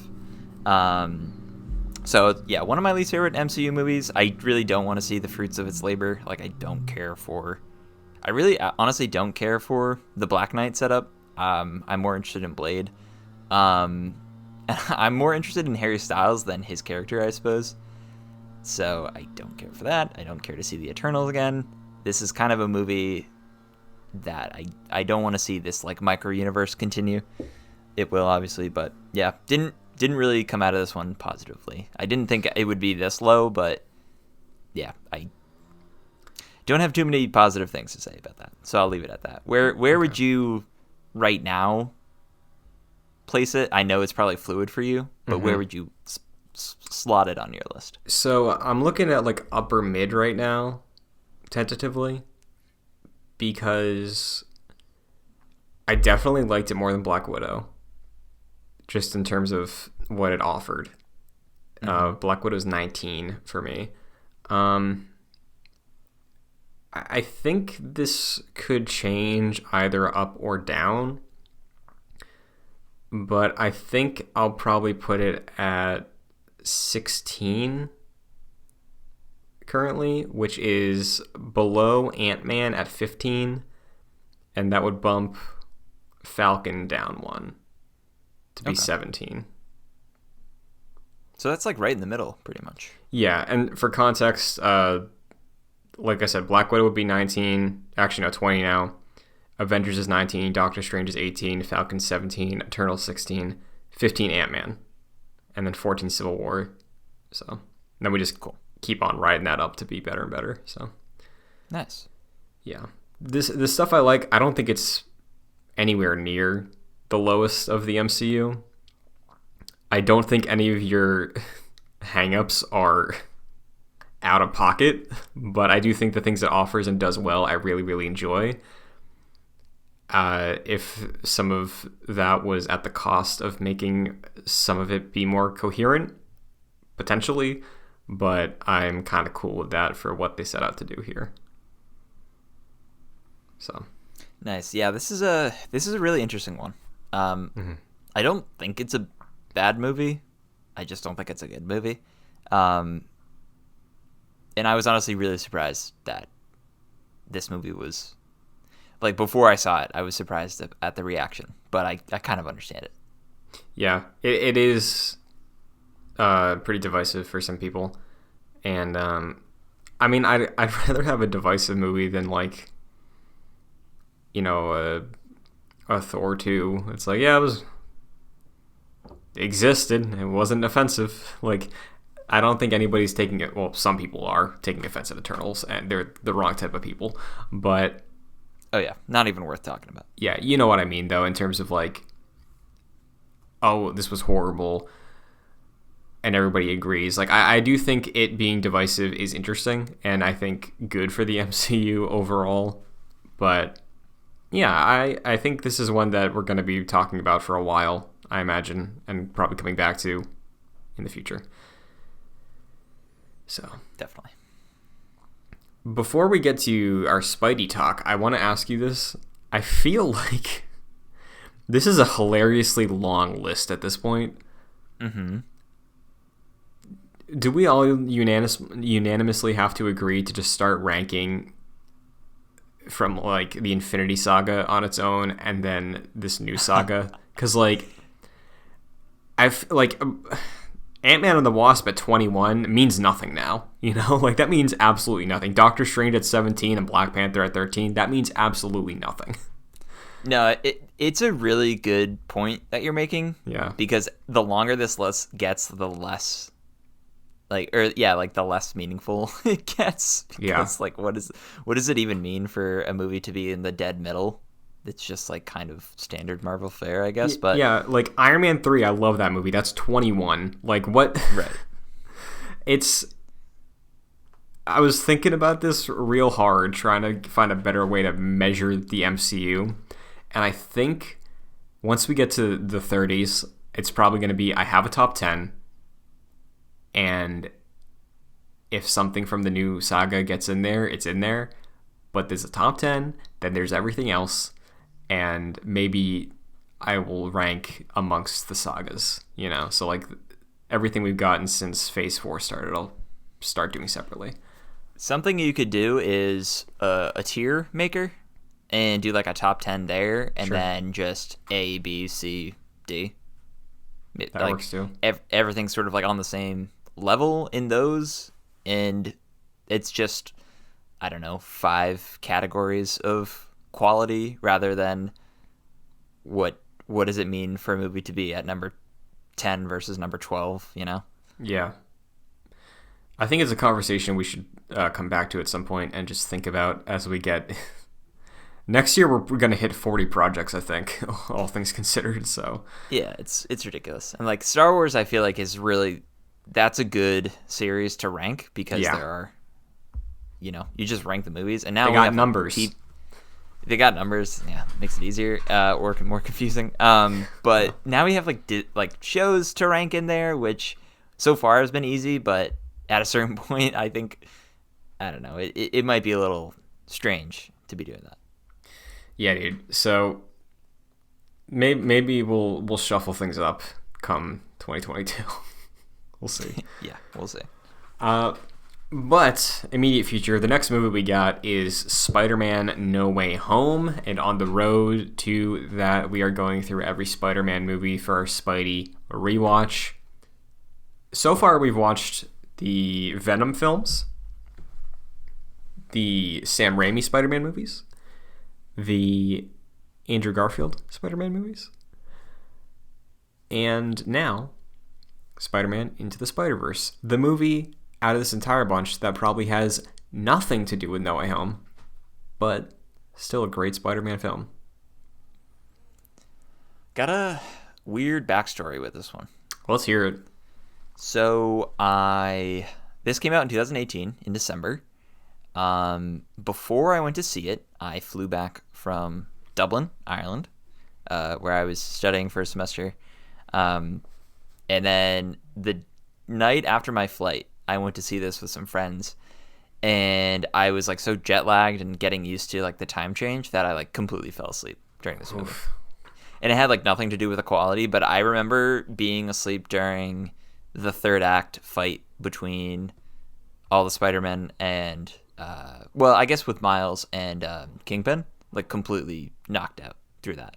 Damn. So like I had a weird experience coming out of that movie. Everyone was like, "This movie's amazing," and I was like, yeah, I think it was good. Like, not really knowing because I was incoherent for most of it. Like, even at the beginning, I was, like, wicked tired. And then by the end, I was literally asleep. So it took me until the summer when it was on Netflix to, like, actually sit down and watch this and, like, completely bawled my eyes out at certain parts of the movie. So then I realized that I really enjoyed this movie. But... yeah, it was a very strange first viewing. I don't often fall asleep during movies, but this was one of them. That is a very interesting story. I don't really have a history with this movie, and I know we like starting there, but like saw it when it was in theaters. What an absolute banger year for Spider-Man content 2018 was, right? Because like we got the game, we got this movie, we got Venom. And yeah, 2 of those were good. Yeah, right? And that was also still relatively early in the MCU Spider-Man era, so that was still fresh. You know, Homecoming was just a year prior. So I remember this was just sort of like something that felt like, oh, Spider-Man's having kind of a renaissance, because Spider-Verse, is this a movie without flaws, Jack? Yeah, dude, it's a perfect movie. Yeah, like, it to is. just get straight into it. This is probably in like my top 10. The more I think about it, I love this movie. it is literally perfect. I think I don't even know where to start with this movie. I think like at a base level, like general reaction coming back to this, it's a movie that is infinitely rewatchable. It is effortlessly funny, and I think that is a large part to who am I thinking of? Miller and what's his name? Nick Miller. Who? No. Who wrote this movie? I thought you were talking about fucking No. I mean Johnson. him too, but Lord Miller. Christopher, yeah, Lord Miller. They wrote this, right? Yeah, they left Solo to do this, I think. Good choice. But yeah, I think this movie just works for everything it tries to do. It takes a plot of being a silly superhero movie and just kind of flips its head on it and understands that it is doing all these crazy things, and it kind of pokes fun at it. And it introduces Miles Morales to an audience in, I think, the best possible way, and makes a really good case for him being one of the best Spider-Men that we've seen. I love this movie. I adore it. It's one of the best. Yeah, I have zero issues with this movie. It was hyped up ridiculously when I went into it, right? People were saying like I reconsidered my life when I was in this theater. I like very bold claims. So I think having those expectations set so goddamn high going in, I was like, yeah, it was good. So I was like, yeah, it was really good. I still love this movie. It's like it's 5 stars. It's great. It's fantastic.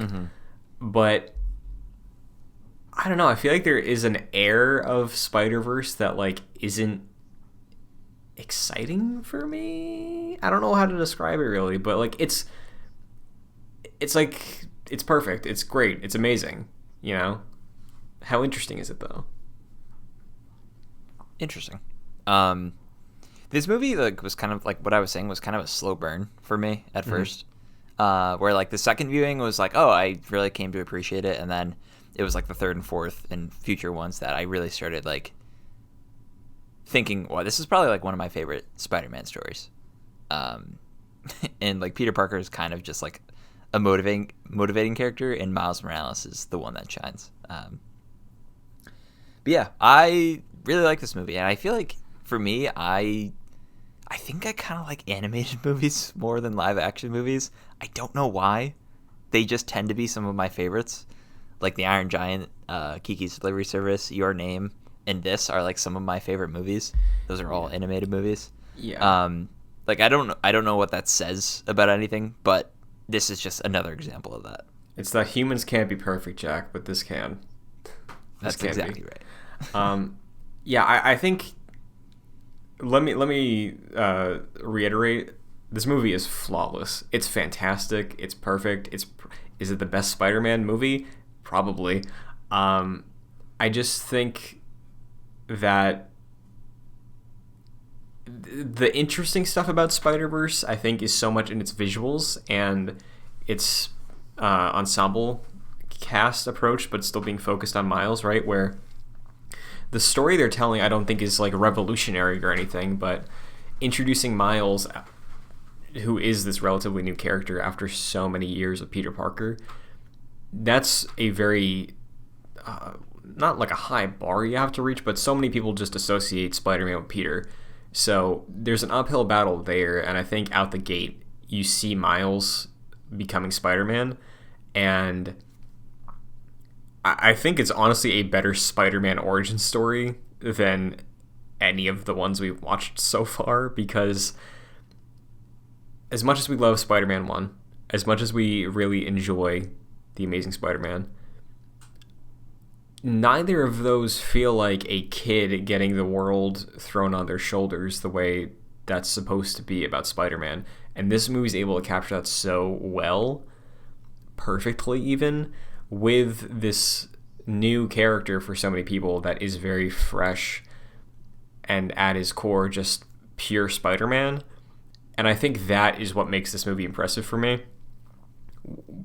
But I do think, in a sense, it is like some of the way this movie just exists is what gives it so much respect from me rather than like the actual story, I guess. Because like the character stuff is great, visuals are incredible.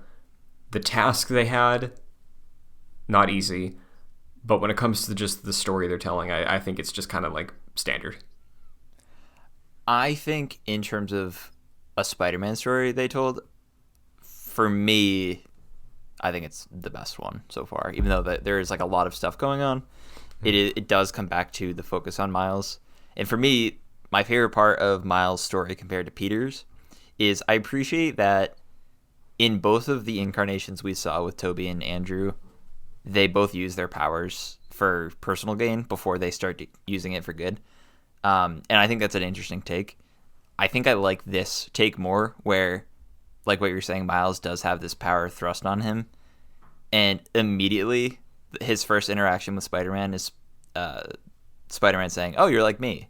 And his first response is, "I don't want to be." Like, the reluctance to become the hero, I think, is what makes more characters thrust into those positions interesting than characters who want to be heroes. I think Miles is just the perfect example of that. And I love just throughout the movie him like trying to be and like learning to be Spider-Man. And he's at the point after Spider-Man dies where he's like, I guess this is me now. I guess I have to do this. And they go a long way with doing like the with great power comes great responsibility, and they poke fun of that. But that's what this movie's pretty much all about. Yeah. And I think you're right. I kind of like his origin more than Peter's that we've seen so far. And I think what's interesting about Miles and what's always been interesting about him in any like iteration that I've experienced him is that the cool thing about Miles and Peter, the way they both exist, is that Peter, and I feel this way about the games also, like Peter had to like go through like so many things in his own personal life before becoming Spider-Man, and then he never sort of recovered in a way, where Miles has like a pretty solid family foundation. He's pretty put together in school. Like Miles Morales to me always feels like what Peter Parker could have been. And I think that's really interesting when you throw the superpowers on him, because like what you're saying about Peter being selfish initially and Miles wanting no part of it, like I think it is maybe I just thought of this. Remember in Captain America 1 how Stanley Tucci's like weak man respects power or something like that, and everyone's like, that's not how it works. I think Peter Parker in the movies we've seen so far is that idea of like the shy kid, the loner kid gets strength and uses it to feel powerful again, where Miles is a normal kid who doesn't want to do these things, but when he begins to understand it, he is stepping in to be that hero selfless thing. And I think a lot of that is based off their background and their life leading up to Spider-Man. And I think that is also another core reason why I think Miles is just a great character. I also think he's more I'd rather be around Miles than Peter from either of the Peters we've seen so far. Like if you had to hang out with one of them for a day, it'd probably be Miles. He's just charming and he's kind of fun. Like him walking to school and like the banter he gets into with some of the like characters that he sees that are around his age. It's like, oh, this dude could talk to anyone. And either of the Peters are fucking weird. Yeah. So I think I'd rather spend a day with Miles. Yeah. We should get back to the visuals again, because I feel like that's like a third of the appeal of this movie. Just because it looks stunning. It's beautiful. Yeah, that was a thing, like with the trailer leading up to this movie. I probably saw that about like 10 times in a row, because I was like, I can't believe that this just straight up looks like a comic book. Like they nailed that style. Yeah, and the way the animation works too is just so impressive. I remember after it came out, people were talking nonstop about the technical side of everything. And I feel like there's a reason why so many people are like, my favorite Spider-Man or my favorite take on Spider-Man, my favorite like adaptation is either the video game or Spider-Verse. And I think it's because of what you're talking about before when it comes to animation. Because, like, Spider-Man in the comics does things that any human cannot physically, right? And through animation, be it in a game or a movie, I think they're able to convey that and make it feel more authentic to what the character should exist like. Where I saw people, and we talked about this earlier, say Avengers Spider-Man looks so stiff compared to like Insomniac Spider-Man. Every single live action Spider-Man looks like they did not stretch a day in their life compared to the Spider-Man in this movie, you know? So. No, yeah, that's a good point. And like these started as comic book stories, and like it, just translates better to animation than live action. And also like I feel like with animation these days, there are very few movies that really move the needle in terms of like, wow, that did something different. Like there are those landmark movies like Toy Story and things like that, like some of the Studio Ghibli movies. But this was one of those examples where like I remember even just like a random scene of them driving past like the coffee shop and his dad remarks about the coffee shop, and you see like almost like the watching a movie without like the old like a 3D movie without the old like blue and red like 3D glasses, like that's kind of like what that looked like when things weren't in focus, and like the small dots if you looked really hard that like kind of looked like pages from a comic book. It was like astounding how they pulled that off, and this is just another example of it, like this movie pushing that medium forward. Yeah, absolutely. It's stunning. It looks incredible. The soundtrack, I think, is also worthy of shout out because, again, does wonders for this movie. And I think the reason that Spider-Verse is so loved and the reason it gets like talked about with such a level of, oh, this is iconic, is because it's so much more than just the storyline, right? Like it is the visuals, it is the introduction to Miles, all these other Spider-Men. The music, I think, is also a key part of this movie's identity. And I always love when a movie uses music well. Like Guardians is an example. Baby Driver, don't love talking about that movie anymore, but like Spider-Verse is like maybe one of the better uses of a soundtrack written for a movie that I've seen in a very long time. Yeah, they're like the scenes where you are expecting like the graffiti scene where you're expecting like that remix of that classic song, or him jumping off the building for the first time and you're expecting that song coming up. And even just like the instrumental like score of this movie is great. Like, oh yeah, it honestly is kind of like one of the most amazing soundtracks you can have in a movie, like with a great combination of actual songs from artists and then like score. Yeah, it's fantastic. Like I think the remarkable thing is just it's like artistry on every level, you know, when you see this movie on screen and even in your home. And you're right, it is rewatchable because there are so many things going on so many different levels of the stuff that gets put into a movie like this, that there's always something different to appreciate.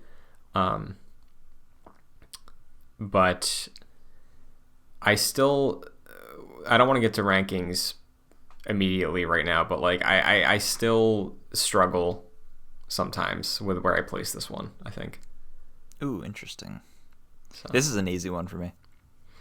Is there anything with this movie we didn't really touch on yet that you want to talk about? Like, do you like the Spider-Men? I feel like most of them are kind of just there to be there, but like Peter B and Gwen are really the major players out of the cast, I think. No, yeah, they made a good decision to focus on those three characters, and then have the other characters for basically like just comedic bits, or just like, kind of just to be there.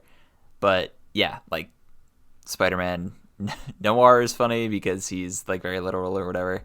John Mulaney's hilarious as Spider-Pig. And Penny's cool. I feel like she probably has like the least to do or least to work with of the characters, but it was definitely a smart choice to focus on Gwen, Peter, and Miles. Yeah. And there's just so much potential moving forward, right? Like that sequel's coming up. Isn't that still set for April next year? Yeah, it's 2022. I thought it was at the end of the year, but if it's sooner, I'm gonna lose my mind. No, yeah, I'm pretty sure it's April, dude. That's crazy. Which is just exciting because there's so much they throw at you in this movie that I feel like a sequel could just expand on. Because you have that core already with Miles and just centering him around a bunch of other Spider-Men, new villains, new plot. It's just going to be a good time, I'm seeing that it's October 2022, but that was from a quick Google search. Okay, maybe it did get delayed then. I wouldn't be surprised if it got delayed. Either way, the fact that it's coming out next year, I remember getting like the announcement was either last year or 2019 that it was 2022, and I'm like, that is ages, and now it doesn't feel like it's very far. Yeah, dude, I'm shocked. Like 2020 just didn't happen. So when everyone's like, "Oh yeah, that thing that got announced in 2019, 2018, it's coming up in like 8 months," it's like, wait, it is. Yeah. Yep. So, we talked post credits earlier, right? I'm excited that the sequel is most likely gonna feature Spider-Man 2099. I would hope he fits into that like Peter B or Gwen support role for Miles in the sequel, because that, you talk about like refreshing visuals, exciting new takes on Spider-Man, that could be huge. Yeah, and I feel like that is probably how they're gonna connect the Spider-Verse again, because it was completely random in this movie, but in the post-credit it sets up that what's his like actual name? Miguel O'Hara, I think. Yeah, Miguel is able to like manipulate the multiverse, so I feel like that's probably how they get people back together. Yeah. Plus, it's Oscar Isaac. Yeah, dude, that's the best part. It's so good. Yeah, this movie's fantastic. Like I said earlier, I meant it. It's 5 stars. I think you gave 5 stars also, right? I would give it 6 if I could. Oof. Hell yeah. It's one of those, like, I think on Letterboxd you can have movies that are like, what are your top favorites? Mm-hmm. I think I've run out of room to place this movie on there, but it certainly would be. It's one of those, like, I could watch 1,000 times and I'd get the same level of enjoyment out of. Yeah, it is fantastic all around. Truly impressive going back to it every time. But when it comes down to the rankings, I would like to hear where you place this one, Jack. This is actually wedged between The Amazing Spider-Man and Amazing Spider-Man 2 for me at number 4. No, this is an easy number 1. And the more I think about it, like, I was thinking, do I like Spider-Man 2 more? But the more I watch this one, I fall in love with it even more. So this is my number 1, easy, and I think it's like not even a question for me anymore. It's very, very much the number 1.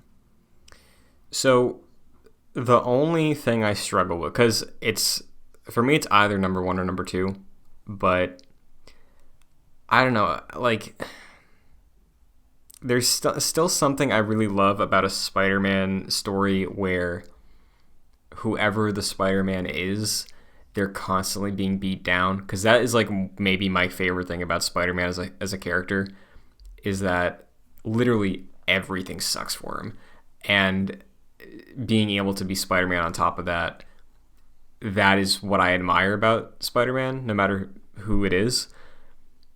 So I don't know. I think inarguably Into the Spider-Verse is a better movie than anything we've talked about by a wide margin. Sure. But for just Spider-Man movies, I think I'll still keep Spider-Man 2 at number 1 on my own ranking. That's fair, because, like, Spider-Man 2, I feel like, is the kind of the quintessential Spider-Man story on screen so far. Yeah. Like, if you had to point someone to, if someone had never heard of Spider-Man, I think you point them to Spider-Man 2. That is just that I feel like perfectly encapsulates what that character is supposed to go through. Like what you're saying, he's constantly beaten down. That movie captures that perfectly. Yeah, and I mean, like, I do enjoy the struggle and trials that all of the Spider-Men go through, or at least the main three, in Into the Spider-Verse, but the focus of Spider-Man 2 and how, like, almost everything in that movie is just servicing that one theme, I really, really like. And especially now, because I did not think I was going to like Spider-Man 2 as much as I did going into this after how many years that it had been since I saw it. But yeah, what a fucking film that one is. But I'm kind of surprised. I thought I was going to be fighting for that movie, but I'm actually really glad you like it. Yeah, dude, it's just almost perfect, I think. Spider-Verse is perfect, but Spider-Man 2 is almost, and I love that one more. Nostalgia's probably at play here a little bit, but you know what? I'll even say this. Peter B, I like as Peter Parker and Spider-Man more than Tobey. No, yeah, dude, absolutely. So it's not even a Tobey thing for me. It's just the way it's structured, I think, gives it the edge. Totally. But for the show ranking, though, I'm completely fine with Spider-Verse being number one. It should be number one. Okay. I think, honestly, wouldn't cause a stink over either one. I'm interested to see where the Holland ones fit in to this ranking. Yeah, because I look at these two now sort of the way I look at Begins in the Dark Knight, where inarguably Dark Knight's better. I would never fight anybody on that, but there's something about Begins, man. There's something about Spider-Man 2. Just hits. So I mean, before we watch the Tom Holland movies, I think that's still the best live-action Spider-Man movie. What, Spider-Man 2? Yeah, I could be eating my words come Homecoming. Mm-hmm. It definitely not Far From Home. Like I saw that recently. I don't think that is around the same quality as Spider-Man 2, but we'll see about Homecoming. I feel like Homecoming's probably a better made movie and like paced a little bit better, but I think Spider-Man 2 is probably like the quintessential Spider-Man movie, live action at least. I think you're probably right. I think also, because we're about to take 2 weeks off, right? I think whenever you do watch Homecoming, because you could watch it literally any time before we record, there is that conversation that sorry about that. There is that conversation that Spider-Man in the MCU is just Miles, right? But like he's called Peter Parker.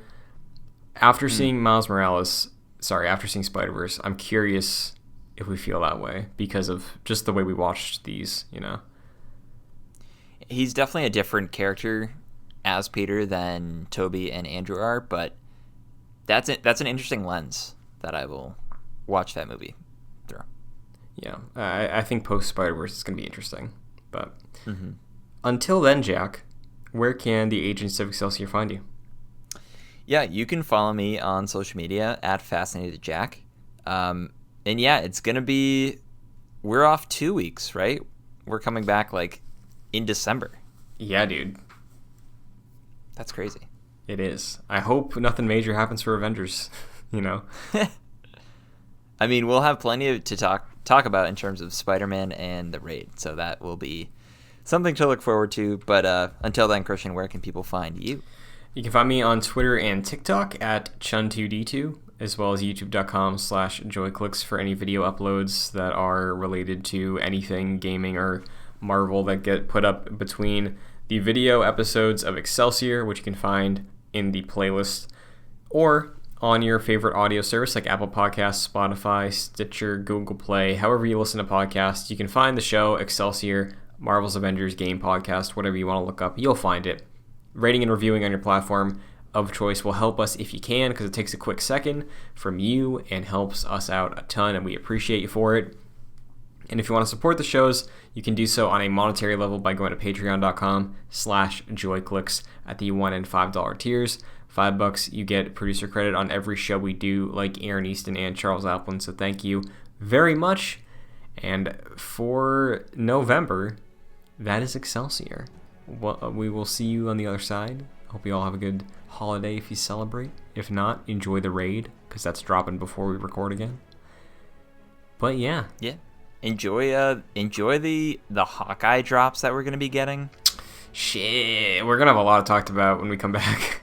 Yeah, we'll do quick thoughts, and then we'll probably get back into the routine. I'm sure that we did with Loki and WandaVision and Falcon and the Winter Soldier. But honestly, I'm really looking forward to that Thanksgiving break, like those couple of days, mostly because of sitting back after Thanksgiving and watching some Marvel content. So I'm very hyped for that. Oh yeah, cannot wait. But until then, Excelsior, it's pizza time. Excelsior, it's pizza time.